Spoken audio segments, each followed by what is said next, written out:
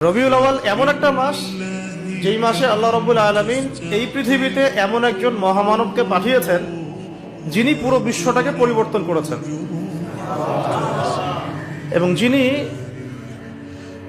এমন একজন ব্যক্তিত্ব যার অনুসরণ করা ছাড়া আমরাও জান্নাতে যেতে পারবো না। যিনি এমন একজন ব্যক্তিত্ব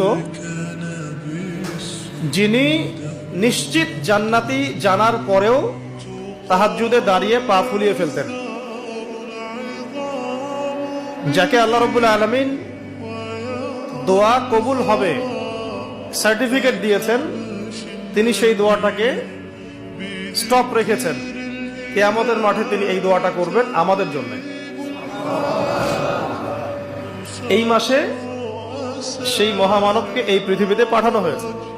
আবার এই মাসেই আল্লাহ রাব্বুল আলামিন তাকে তার কাছে নিয়ে নিয়েছেন।